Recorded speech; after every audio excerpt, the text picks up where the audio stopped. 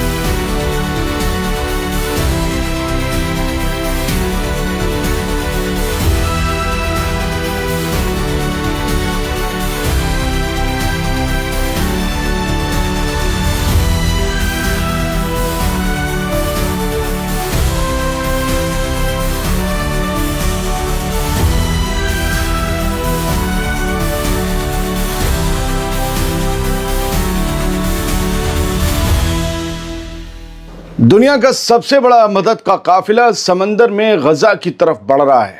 इस काफिले में शामिल जहाज़ों की तादाद जानकर आप हैरान रह जाएंगे और इसकी जो तस्वीरें मैं आपको दिखाऊंगा वो बेहद शानदार है। आपका दिल आज खुश हो जाएगा।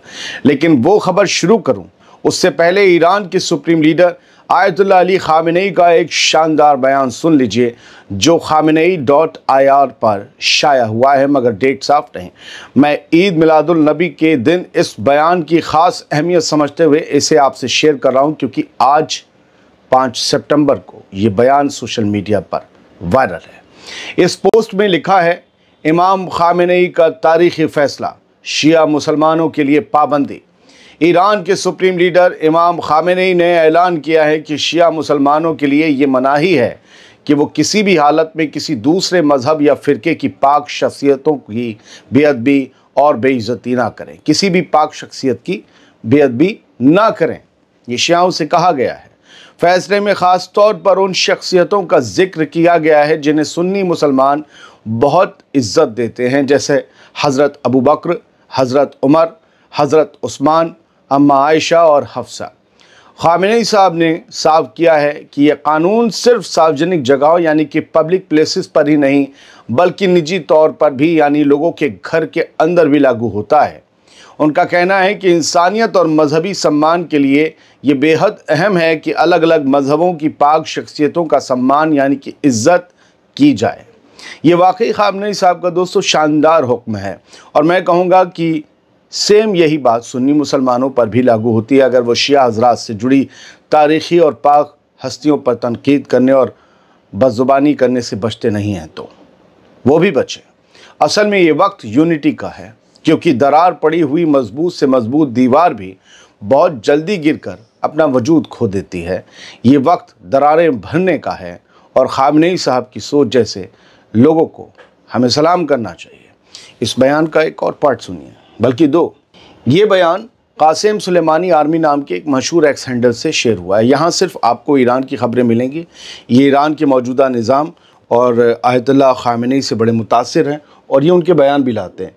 इसी बयान में जो उन्होंने और एडिशनल ट्वीट किए हैं वो ये हैं कि insulting figures that Sunni Muslims hold in high esteem.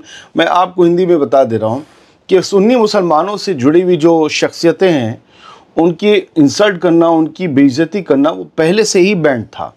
But some groups of मगर शिया मुसलमानों के कुछ ग्रुप ये कहते थे कि ठीक है कि इंसल्ट या कर्ज करना उन्हें प्राइवेट में मतलब हम घर में या प्राइवेट में किसी हॉल में किसी मजलिस में उन्हें गाली दे सकते हैं या बुरा भला कह सकते हैं, इससे उनकी सुन्नी मुसलमानों की फीलिंग्स हर्ट नहीं होती। बट ये अब क्लियरिफाई हो चुका है, इसमें कोई शुबा नहीं है कि प्राइवेट में भी आप ऐसा नहीं कर सकते।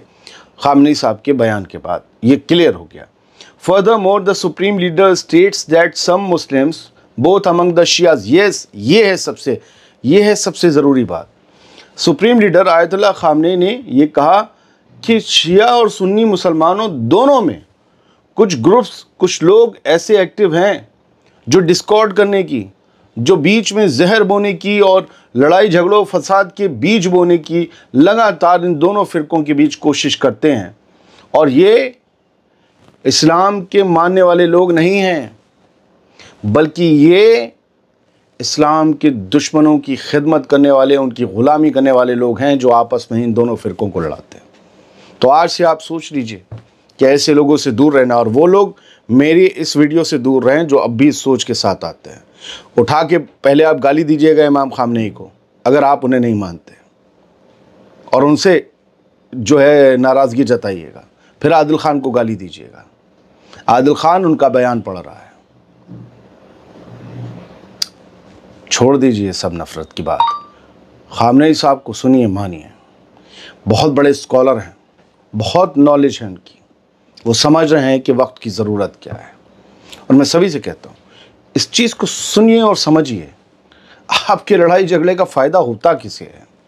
दो भाई भी लड़ते हैं तो पता फ़ायदा किसे होता है? केस हो जाए तो पुलिस वालों को फ़ायदा, कोर्ट में पहुंच जाए तो वकीलों और जज को फ़ायदा। जज को छोड़ दिए, वकीलों को तो फ़ायदा होता ही है। फिर आपका तहसीलदार को, इसको उसको, नपाई गुनाई ये सब वगैरह। मोहल्ले वाले आ गए झगड़ा निपटाने तो नाश्ता खाएंगे, उनको फ़ायदा।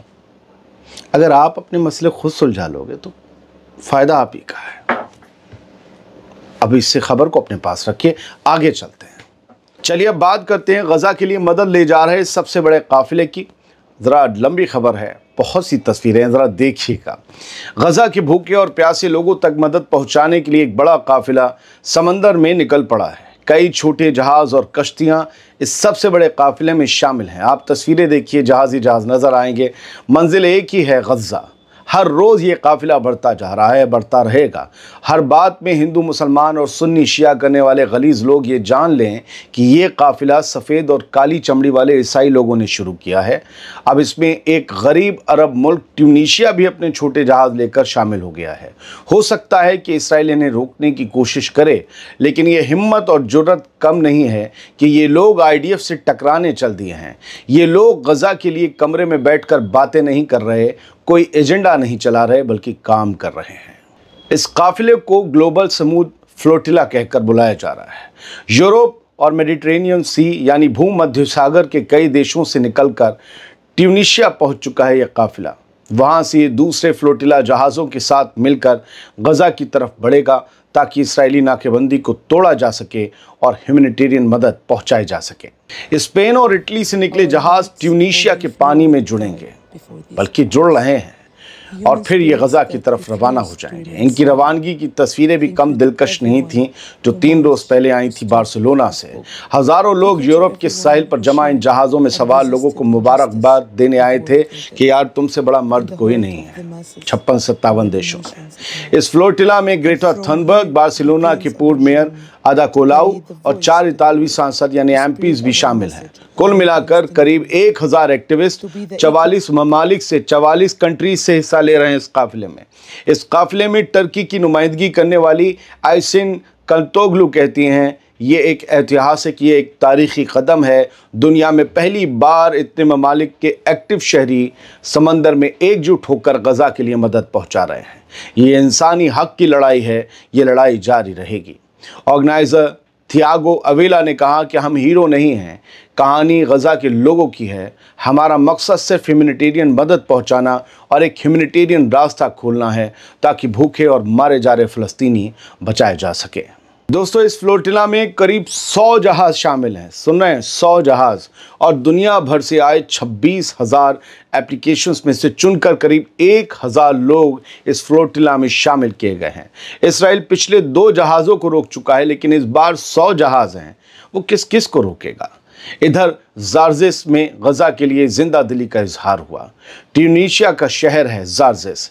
यहाँ के लोग समंदर किनारे खड़े हुए और अपनी कश्तियों पर ग्लोबल समुद्र फ्लोटिला के लिए खड़े दिखाई दिए, और गज़ा की तरफ रवाना होने वाले काफिले का इन सभी ने गर्मजोशी से हौसला बढ़ाया। मकामी लोग और सैलानी अपनी मौजूदगी से वॉलंटियर्स की हिम्मत बढ़ाते दिखे, साफ इशारा करते हुए कि गज़ा के भूखे और मुश्किल हालात में फंसे लोगों के लिए उनका दिल हमेशा धड़कता है, हमेशा जिंदा है। फ़लस्तीन के झंडे हाथों में लिए इस अरब देश के लोगों ने बताया कि गज़ा अकेला नहीं है। गज़ा के हक़ में लगते नारे ये बता रहे थे कि इसराइल के साथ अमेरिका और 1-2 मुल्कों की हुकूमत को छोड़कर कोई भी नहीं है। उन मुल्कों की आवाम भी गज़ा के लिए है। गज़ा के लिए धड़क रही है, रो रही है और आवाज़ उठा रही है। पूरी दुनिया की आवाम का दिल सिर्फ़ और सिर्फ गज़ा के लिए धड़क रहा है। ज़ारजिस का ये जज्बा दिखाता है कि छोटी छोटी बस्तियों से भी इंसानियत के लिए बड़े काम किए जा सकते हैं और दुनिया के लोग गज़ा के लिए एक साथ खड़े भी हो सकते हैं। यहाँ के लोगों ने गज़ा जा रहे जहाज़ों पर कुछ मदद भी लोड की। ट्यूनीशिया से अब कुछ और जहाज़ इस काफिले में जुड़ेंगे जो गज़ा के लिए रवाना होंगे। इस बीच इस्राएली सिक्योरिटी मिनिस्टर इतमार बेन-ग्विर ने भी धमकी दी कि फ्लोटिला एक्टिविस्ट को टेररिस्ट माना जाएगा और उन्हें वैसे ही सज़ा दी जाएगी पकड़ने के बाद। लेकिन उसके कहने से क्या होता है, उस पर तो खुद इसी आतंकी होने का, इसी जुर्म का ठप्पा लग चुका है और कोर्ट से उसे सज़ा भी हुई थी।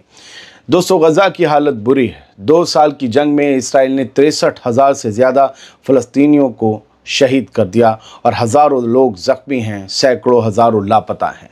फ़िलहाल इस फ्लोटिला का मकसद सिर्फ इंसानियत बचाना है, लेकिन इंसानियत से महरूम इसराइली हुकूमत इनके साथ क्या करती है ये तो अगले 2 दिनों में ही पता चल जाएगा या अगले 10 दिनों में पता ही चल जाएगा, क्योंकि उधर सरगर्मी बहुत तेज़ है। अब एक ज़रा खबर सुनिए हिम्मत की, इसी फ्लोटिला के लिए, गज़ा के लिए। इटली की यूनियन ने धमकी देते हुए कहा है कि अगर गज़ा के लिए मदद लेकर जा रहे फ्लोटिला से राब्ता टूटा, कांटेक्ट टूटा, तो पूरा यूरोप बंद कर देंगे। ये मजदूर यूनियन है और वहाँ बड़ी मजबूत है। जेनोवा बंदरगाह के एक डॉक वर्कर ने कहा कि ग्लोबल समुद्र फ्लोटिला गज़ा की तरफ बढ़ रही है। अगर जहाज़ों के क्रू मेंबर्स से संपर्क खोया, कांटेक्ट खोया, तो कामकाजी इटालियंस पूरे यूरोप को बंद कर देंगे। रिकार्डो रुदीना नाम के इस शख्स ने बताया कि जहाज़ मिड सितंबर में गज़ा के साहिल पर पहुंचेंगे और एक नाजुक इलाके में एंट्री करेंगे। उन्होंने कहा कि अगर हम अपने जहाज़ों या अपने साथियों से सिर्फ 20 मिनट के लिए भी कांटेक्ट खो देते हैं तो हम पूरे यूरोप को बंद कर देंगे। ये बयान यूनियन सिंडिकाले दी बेस यानी यूएसबी की तरफ से दिया गया।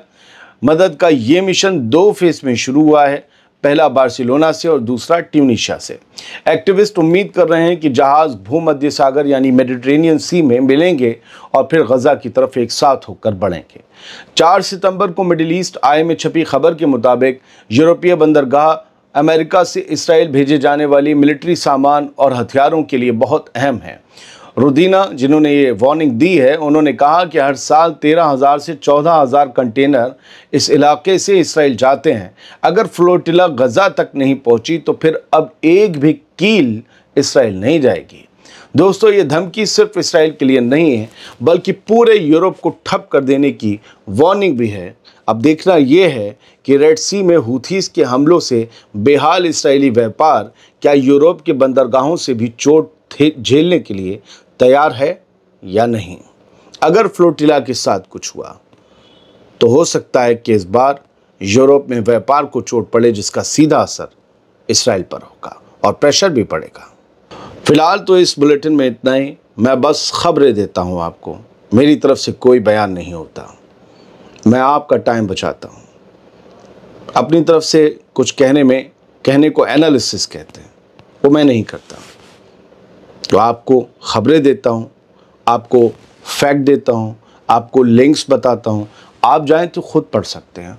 और जिसने जैसा कहा है, ख़ासतौर से खामनेई साहब की खबर पर कह रहा हूँ, जिसने जैसा कहा है जाइए उसके पर्सनल अकाउंट पर पूछे कि तुमने ऐसा क्यों कहा।